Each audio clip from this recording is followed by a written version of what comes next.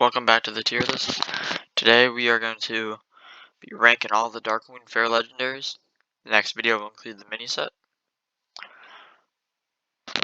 The Darkmoon Faire expansion brings back all the evil gods from Whispers, which we will review in the next month or so. Whispers famously brought upon the old gods, the Cthulhu, N'Zoth, you know all of them. And it's one of the best expansions in the game. So let's see how Madness compares.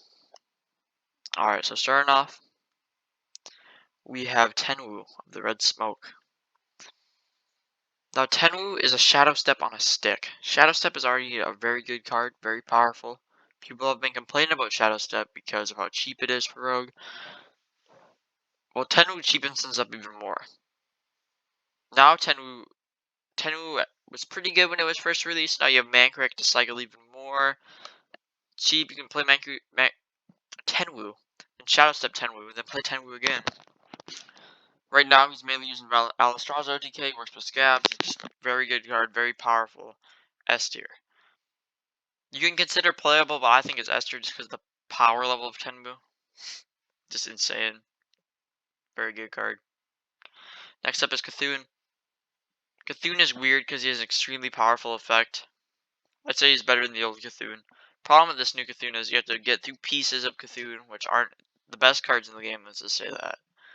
You shuffle them in your deck, you have to draw out your deck, Ticketus absolutely just ass blast Cthulhu, like destroys him. But apart from that, Cthulhu can still work properly, it just takes a little while.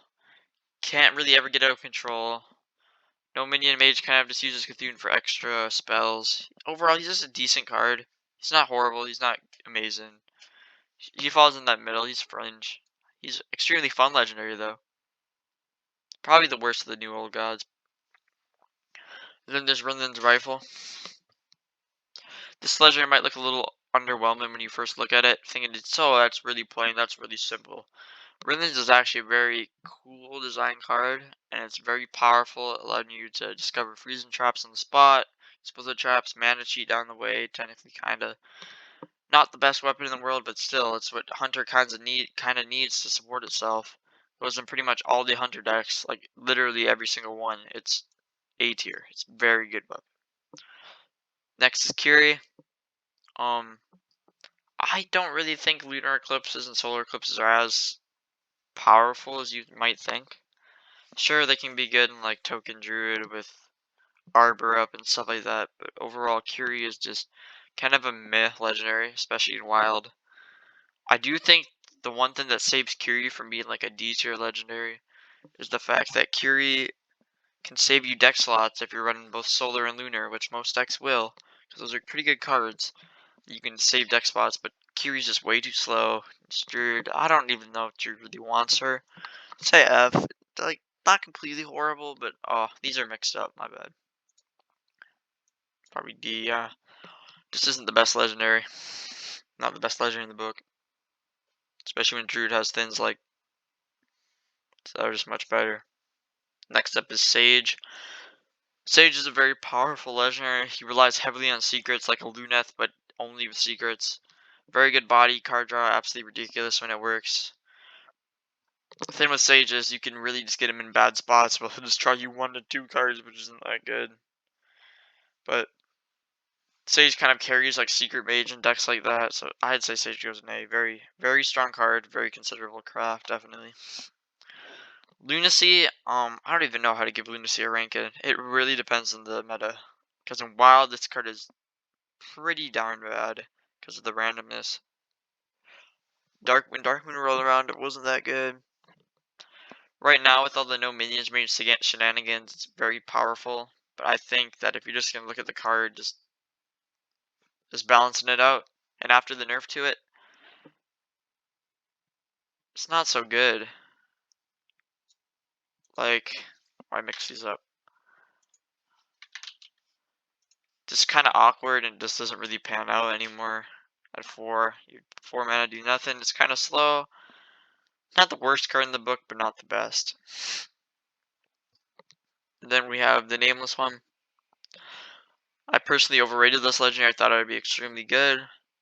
Just crazy. It's a Spellbreaker. Spellbreaker is a good card, especially in Warlock and stuff like that. This is Priest. Highlander Priest does not want to run this card usually, unless you're playing like a Resurrect Priest or a Scrappier Colossus or a Big Shaman or something like that. Something that's not really meta. Um, I would say this card is not entirely unplayable, but definitely not that great of a card. Let's say C tier. Next up is Anara Storm Crash. Anara can kind of power the Weapon Shaman build. Very strong card, can be scary with Rock Biter, kind of reincarnates it. Especially right now when Shaman is just at such a bad spot that they have to resort to the old Doomhammer Rockbiter method, and that's kind of sad to see. But I think Anara can be pretty good, especially with Bog Spine. Rip Bog Spine Knuckles nerf. Like Double Evolve can be good. Anara is pretty good, but it's fringe because Weapon Shaman is not really a thin and wild, and Anara is not really gonna live that long. I don't think in the meta. Well, it probably will as long as Shaman kind of struggles. And then it's Silas Darkmoon. Silas kind of takes your minion, does something with it. Can perform OTKs like the Armored Warrior OTK, which is kind of annoying. Mild and standard. I personally don't think Silas he's pretty good, but I'd say C because it's only really one or two OTKs. Everything else you can do with Silas is something you can do much easier, like Treachery or something. Just, it's just kind of like standard enabler. It's fine. Next up is Grand Totem Eyesore. Eyesore is extremely good. Eyesore enables all the Totem Shaman decks, just carries that deck so hard. Everyone thought this card would be absolute trash. This card is insane. I have video clips of this card I could maybe upload to the channel, but it's just bonkers. It just 11 boards of totems. It's very strong. Next up is Warlock's Deck of Chaos. This card should not have been printed. It's cool, but it just doesn't really serve a purpose or archetype. It's just there because they ran out of ideas. I have no idea. It's kind of funny, but definitely not good. Don't craft it. It's pretty trash. I mean, Darkmoon Rabbit is funny though. ETC God of Metal. This might surprise some people where I'm putting them, but Rush Warrior has continued to dominate. Exceptionally strong. Might have lost Bloodsworn Mercenary, but that doesn't matter. They have the new Murloc, the Crab Rider. ETC is at a better spot than he ever has been. Extremely good. I definitely underrated this card when Darkmoon first launched, or the expansion launched. But overall, just a very powerful, cheap legendary, a cheap tool to dish out damage in like control type deck, or an even a cheap tool as well to get even more damage to their aggro builds. Just insane powerful card. Next up is N'Zoth, God of the Deep. Now, when I first saw this card, I kind of was like, it's just way worse than N'Zoth the Corruptor. It is. That card is broken. Everyone knows that. It's so hard to play against. Everyone doesn't like it. But N'Zoth, God of the Deep, is actually pretty darn good, especially in Standard. The problem is, control decks are kind of starting to die out. You run him in Corrupt Build, Menagerie Druid. That's what you mostly see him in. Menagerie Warrior. He's definitely playable. I just don't see him that much anymore. It's kind of like he died out. I think he's above Fringe just because like the power level. He's like a better Blackthorn or something. I would say he goes an A. Definitely a good card. One of the better crafts of this expansion. Next up is Grand Empress Shrek Problem with Shrek is how expensive she is. I mean, Scabs kind of helps her out, but it doesn't really matter. You're not even cheating mana at that point. Scabs is... Eh. Shrek is just an expensive draw card. You can think of like Big Ol' Whelp. 1 more mana, you target a draw. Only reason I see this card work is just like Tack Noswhisker or something. But that's not very good at all. I mean, combo OTKs, your rank spells, draw your Wicked Stabs, something like that. Cthulhu Rogue, possibly, would be so much better if it just drew all the Cthulhu pieces. I'd say C. Not a horrible card. You can, like, you can just run it in your Value Rogues or something. It doesn't hurt. It's not the best card. Next up is Zai. This card is infinitely worse than Elise. I personally have gotten some good aggro Demon Hunter builds or aggro mid-range with Zai. With the new legendary Corvus Bloodthorn. To get an extra Corvus or more Eye Beams or whatever you want. Not good enough to run into lifesteal DK. It's kind of a niche card. It's not that good. Just worse than Elisa Line, like I said again. Then just Ringmaster Watley. I thought this card would be insane. It's like Curator all over again. And he is pretty good, but Menagerie Warrior isn't really an archetype at this point. It just kind of died off. Just not the strongest deck in the books. Rush Warrior is better. You kind of can run a Watley Warrior, but it's kind of like a do nothing for a turn. But draw 3 is very powerful. I think Watley is definitely playable. It's just not as good as I thought he would be. It's just kind of like sometimes the minion synergies can kind of be awkward compared to Curator or something like that. But sometimes that just doesn't matter that much. Next up is Lothraxion the Redeemed. Lothraxion is insane. Pretty darn good in standard. I was playing a dude paladin with the new caravans to get my achievements done. Feel like he's good in standard, insane and wild, carries odd paladin, makes it so much better. He just easily justifiable S tier. Like I don't even hesitate to put Lothraxion in S tier. Extremely good card. Greybow. Greybow was extremely annoying to deal with, like a taunt druid or something. Summon copies. Problem with Greybow is they kill him with no minions aboard, he's gone. That's all. That's your legendary in the deck. Greybow did nothing. Usually, what I do is I get greedy with Greybow and reserve him or for something. Sometimes it pans out, sometimes it doesn't. It just depends on how if your opponent can deal with him or not. Like if you get two Greybows on the board at once and aggro deck is facing you, they usually just lose. Just kind of about setup and knowing how to when to use them and when to not. Overall, decent card. Next up is Urel. Neutral Paladin, no neutral Paladin or racist Paladin isn't isn't really that much of a thing anymore.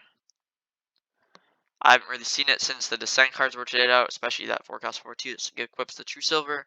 Insane cards. So overpowered. Thank heavens they're gone, so leaving Paladin's even better. But Urel still is like a little Ziliax. Not as good as Ziliax, but still incredibly powerful. You're getting 3 more mana for 4 plus 3 on the Ziliax, but Paladin, Librams, yeah, not as good as Ziliax, but still insanely good. Feel like with nerf of Penflinter and the potential nerf of Brim in the future, if that does ever happen. Well, now that Penflinter's gone, I expect High Exarch Urel, or High Exarch, to be played. Because she's just so insanely powerful, the lifesteal. It's like another Libram of Hope you have, and it's just absurd. Definitely goes in there. Next up is Yashraj. Enables the Defiler. Enables all corrupt decks. Insane. Very good in value decks late game. Very good and greedy. Makes Ticketus scary. Extremely frightening. Easily justifiable S. Using Clown Druid, Control Warlock. All those crazy decks that you hate to play against. Yogg 0. Master of Fate.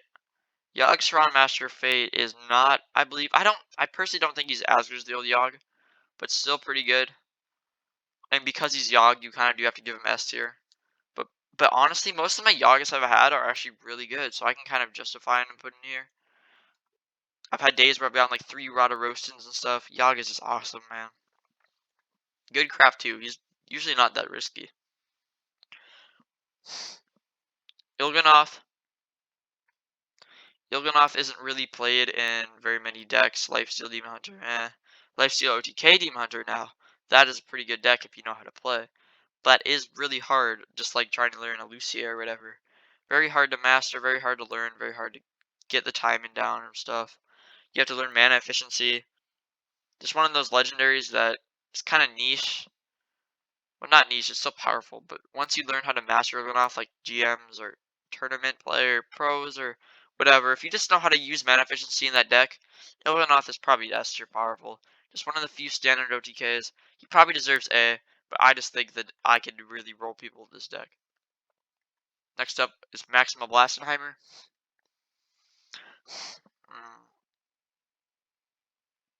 Blastenheimer is pretty ass. Like, this card is trash.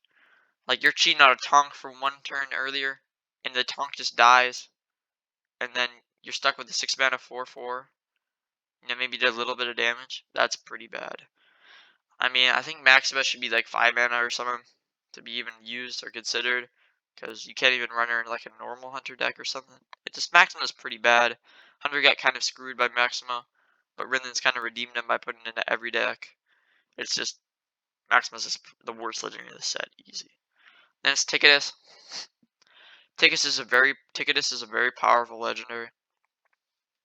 I do think that people tend to overreact to Ticketus in the fact that he's not the meta dominating card people think he is. He's just one of those annoying cards.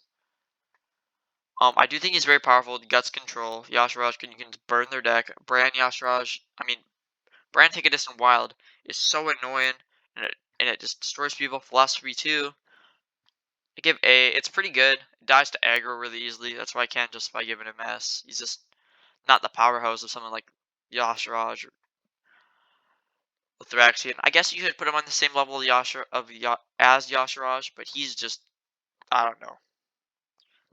Last but not least is Gahoon the Blood God. Gahoon is an interesting card because he has massive mana cheat, but you pay a massive price. I think that Gahoon may be actually justifiable be running into Resurrect Priest. He may just be an 8/8 with not like a good Resurrect effect, but the fact that you can just cheat out like another Idol or something, Idol Yashiraj, or the Shadow spells, whatever they are, is just insane. You can just blow your opponent out of the water. This very powerful. But I think the problem with Gahoon is a lot of the time when I play Gahoon, I'm in a desperate situation. And I think that I am usually too low in health to play Gahoon efficiently. So I kind of get screwed over. The thing with Gahoon is, though, I could try him in a Spell Priest with Malagos or Cthulhu parts and maybe just... He's just kind of an awkward legendary. I think he goes in B just for the fact that you can mana cheat and just absolutely annihilate your opponent. But Gahoon just costs so much, you're technically not even mana cheating at that point. You're just taking extra damage, and you get a free 8/8. It's pretty good, but when comparing him to Kun, or Kun, I think it's Kun, the Forgotten Kin, he's just not as good. I'd say he's still a good legendary, not maybe like the best legendary. It just depends on the priest list. Maybe some variants, Raza Priest and Wild, Highlander Priest. It just depends on how you want your deck to be built. Yep. Alright, that was the Madness at the Darkmoon Faire tier list. The next one will be Forged in the Barrens.